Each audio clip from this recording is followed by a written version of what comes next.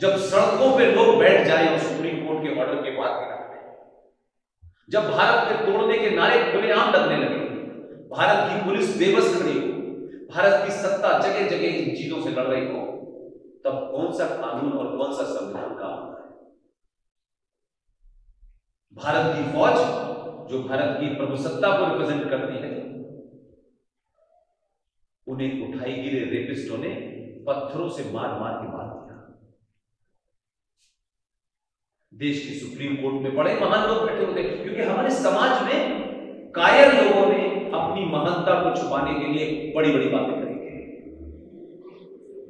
हम पूरे विश्व में यकीन रखते हैं, पूरा विश्व हमारा, हम इसे परिवार समझते हैं, अपना घर सुरक्षित नहीं है, विश्व की चिंता करते जाते। दुनिया आप पे हंसती है, आदर्श आप बड़ा लिख सकते हैं दीवार पे, आदर्श से समाज नहीं चलता, देश नहीं चलता। और आप चल सकते हैं, लेकिन दूसरे की गारंटी नहीं है कि वो आपके आदर्श को मानता है कि नहीं मानता। इसलिए 70 साल पहले जो 3 करोड़ लोग थे वो 33 करोड़ हो रहे हैं। इसलिए भारत की हर सड़क और चौराहे के ऊपर सत्ताओं को चुनौती दी जा रही है, व्यवस्था को चुनौती दी जा रही है, न्यायपालिका को चुनौती दी जा रही है। कोई गोली नहीं चला पा रहा।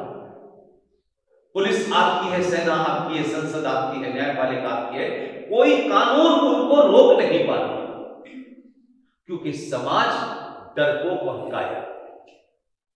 पूरा 90 करोड़ हिंदू चाहता है सब काम मोदी करे, बाकी काम अमित शाह करे, बाकी काम पुलिस करे, सरकार करे, हम कुछ नहीं करने वाले, क्योंकि हमने वोट दे करके बहुत बड़ा एहसान कर दिया। इसलिए सत्ताएं, व्यवस्था समाज को नहीं बचा सकती जब तक समाज खुद नहीं तैयार होगा। हम छोटे छोटे इंटरेस्ट में फंसे, हमारा कोई लार्जर इंटरेस्ट ही नहीं है। एक समाज, एक देश के रूप में ना हम कभी सोचते हैं, ना कभी उस पर बात करते हैं, ना कोई पॉलिसी बनाते हैं। हम कैसी डिमांड सरकार के सामने रखें, क्योंकि आज हम इस पूरी व्यवस्था में 48% है। 48% लोगों की सामूहिक ताकत इतनी ताकतवर होनी चाहिए कि वो अपने समाज के, अपनी सभ्यता को, अपने कल्चर को, अपने मंदिरों को बचाने के लिए उन्हें कैसे एक रणनीति बनाए जो 500 साल के बावजूद भी सत्ताएं अगर हमारी मनमर्जी की नहीं आए तब भी ये कानून बदला नहीं जाए। हम ऐसे कानून नहीं बनवा रहे, हमारे मठ को चवन्नी ज्यादा मिल जाए इसके लिए सत्ता के पास जाए, हमारे फंक्शन में प्रधानमंत्री आ जाए और हमारा समाज में बड़ा पद हो जाए, हम इस काम में लगे। मेरे मंदिर पे कितना चढ़ावा आएगा, मुझे इसमें इंटरेस्ट है, मुझे बाकी में इंटरेस्ट ही। इस गांव में क्या हो रहा है और उस गांव में क्या हो रहा है, हमारा कोई कोऑर्डिनेशन नहीं है। और ऐसे भी लोग हैं जो भारत के कश्मीर में रह रहे हैं, रामपुर में रह रहे हैं, मुरादाबाद में रह रहे हैं, केरला में रह रहे हैं, उनको पता है मॉरिशस में कितने मुसलमान हैं और कितनी मस्जिद है। उनको पता है कि मॉरिशस में रहने वाले मुसलमान को किस चीज की ज्यादा जरूरत है। इसलिए आपके यहां के लोग जो यहां हैं, वो तो इस बात से भी आपके प्रधानमंत्री से नाराज हो जाते हैं, मॉरिशस के प्रधानमंत्री से इस बात से नाराज हो जाते हैं कि मॉरिशस के प्रधानमंत्री ने भारत के प्रधानमंत्री नरेंद्र मोदी से क्यों हाथ मिलाया, क्योंकि वो उसे अपना दुश्मन मानते हैं। उनकी जागरूकता इस लेवल की है, और आपकी जागरूकता अभी मुझे लगता है 2000 साल पुरानी है। इसलिए बहुत सारे लोग जिनको नहीं पता कोई बात, उनकी तो तकलीफ समझ सकता हूं कि उनको सच पता नहीं, लेकिन जिनको सच पता है वो उस सच को बोलने से डरते हैं, क्योंकि सच बोलने से रफीक भाई जो उनके बराबर में रह रहे थे, जिनसे उनकी 2 पैसे की दोस्ती है, वो न टूट जाए। इसलिए उनको राष्ट्र बहुत महत्वपूर्ण नहीं है, वो दोस्ती जो है झूठ पे चल रही है, वो चलती रहे, इसमें इंटरेस्ट है। रफीक भाई किसी दिन कब बदलेंगे और कब कश्मीर बना देंगे, तब वो पंडित जी और वो ठाकुर साहब नहीं पूछेंगे, तब चैप्टर समाप्त हो चुका होगा और फिर एक अगली जनरेशन आ जाएगी। मैं आपके बीच में न कोई महापुरुष हूं, न कोई बहुत बड़ा आदमी हूं, न दुनिया पे, न हिंदुत्व पे, न सनातन पे कोई एहसान नहीं करता है। मुझे यह लगा कि भारत में सत्ता का परिवर्तन अगर 90 करोड़ हिंदुओं के हिसाब से नहीं हुआ तो पिछले 70 सालों में जो सत्ताएं थी सबने हिंदू विरोधी काम किया, हिंदुओं को बदनाम किया, हिंदुओं को तोड़ा और अपनी राजनीति करके चले गए। हमारी कोशिश थी कि किसी भी तरीके से एक बड़े युद्ध में सत्ता पे कौन बैठेगा, जिस दिन ये ताकत आपके हाथ में आ जाएगी तब आप कानून भी बदलेंगे, संविधान में गलत कामों को भी बदलेंगे और अपनी सभ्यता और संस्कृति को कैसे बचाया जाए इसकी शुरुआत हुई।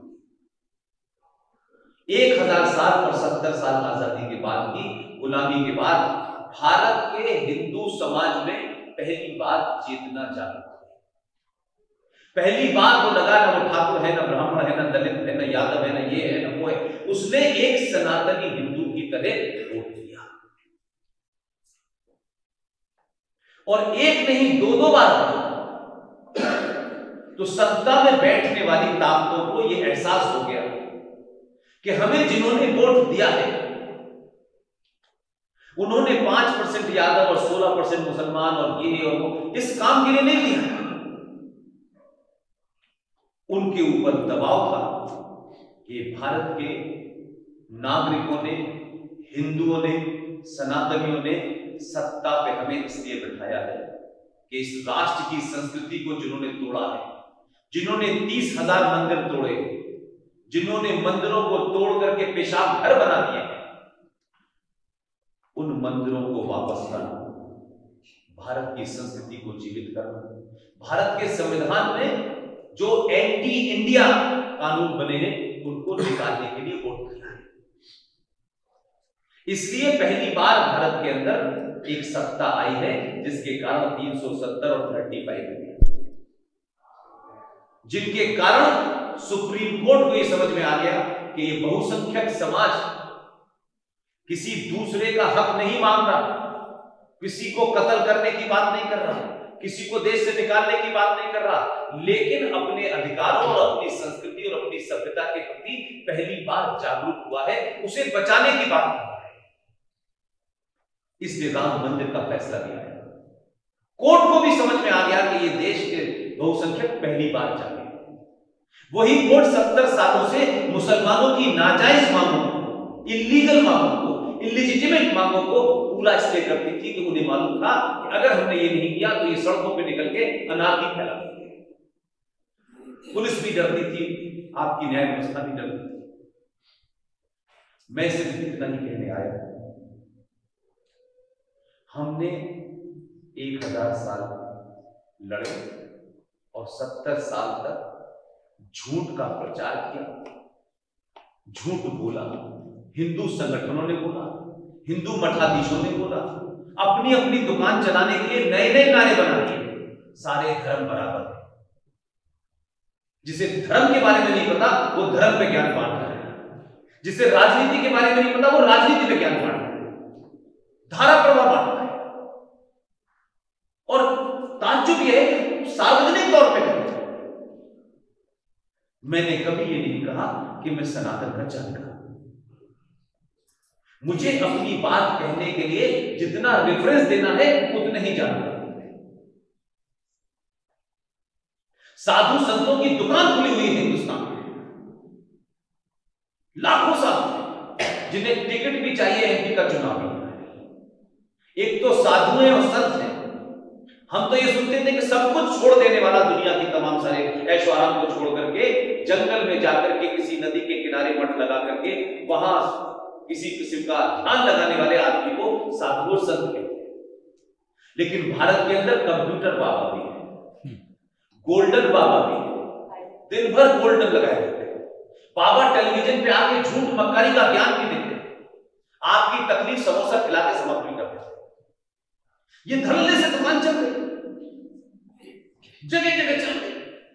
इसका ये मठ है, इसका ये आस्था है, ये सऊदी अरब में मंदिर बनाएंगे, ये अमेरिका में मंदिर बनाएंगे। मंदिर भी आपने अपनी जो भूख है आपकी उसका हिस्सा बना दिया।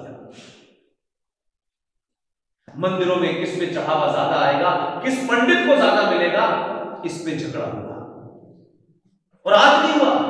70 साल पहले अंग्रेजों के जमाने में। ये जो पंडित जी पूजा कराने में जिनका ध्यान होना चाहिए उस पर ध्यान कम है। चढ़ावा कितना चढ़ना है एक आंख उस पर लगी हुई है। मेरी बात से बड़ी तकलीफ हो सकती है।